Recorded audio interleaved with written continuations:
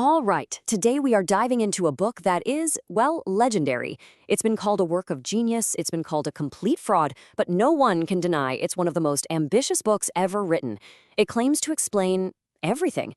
I mean, from the birth of the universe to the destiny of your soul. We're talking about H.P. Blavatsky's The Secret Doctrine. Now, here's the question at the very heart of it, and it's a huge one. What if everything you've ever learned about ancient history, about all the different religions and philosophies and even sciences, what if they weren't separate discoveries? What if they all grew from the same single root, a kind of universal wisdom that's been deliberately kept under wraps? And right from the get-go, the book makes this just incredible claim. It says that the complete library of human knowledge, the real story, it isn't lost. It wasn't burned at Alexandria or crumbled into dust. Nope. It's perfectly safe, just hidden away, as it says here, out of the reach of profane hands. So you have to ask, right? If this incredible body of knowledge actually exists, where in the world is it, and what does it even say? This idea is the foundation for the entire book, so let's really dig into it. You know, this whole concept really flies in the face of everything we're taught in history class. The mainstream view is that ancient wisdom is shattered into a million pieces, and we're like archaeologists trying to glue it back together. But the Secret Doctrine says, actually, you're wrong. It argues the entire, complete blueprint is still out there, safe and sound, protected by a secret brotherhood. So where is the secret headquarters? Well, the book says its main base is hidden away beyond the Himalayas. But get this, it's not just one place. It's a whole global network with secret branches everywhere, from China to the Americas. And the knowledge isn't in dusty old books. It's stored in these massive underground libraries on ancient tiles and cylinders. And this hidden knowledge, it's not just about us.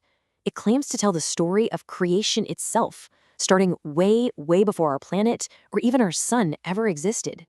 Now, Blavatsky is very clear that she didn't just make this stuff up. She claims that her book is basically a commentary on a super ancient, mysterious text called the Stanzas of Zion, a manuscript she says comes directly from that secret library, a text that's supposedly older than any known scripture on Earth. So, according to the stanzas, creation isn't some sudden big bang. It's more like a slow, rhythmic, cosmic breath. It all starts in slumber, a state of pure, infinite potential. Then comes the awakening, this cosmic impulse of energy.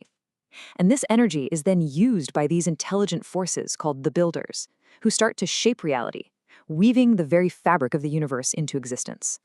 This line right here is one of the most important metaphors in the entire book. The universe as a giant cosmic web, a web stretched between two fundamental poles, spirit at the very top and matter at the very bottom. Okay, so let's decode that a little. Father-mother isn't a person. It's this idea of universal duality. You have pure spirit on one side and raw matter on the other. And when they come together, they spin the web, which is, well, it's everything. It's the universe. The whole point is that every single thing, from a distant star to you and me, is this amazing blend of divine spirit and physical stuff. And there are two key forces making all this happen. First, you've got the builders. Think of them as the architects of the universe, following a divine blueprint. And then you have Fohat, which is the energy they use. It's described as a kind of cosmic electricity, the raw, dynamic power that brings everything to life and drives evolution forward. And as you go through the book, one number just keeps popping up over and over again, the number 7. It's presented as the master key to everything, the fundamental pattern of reality. It structures cosmic cycles, it structures the planes of existence, the evolution of life. You name it, it's probably based on the number 7. So, that's the cosmic blueprint, an incredible, vast story. But the big question is, where do we fit into all of this?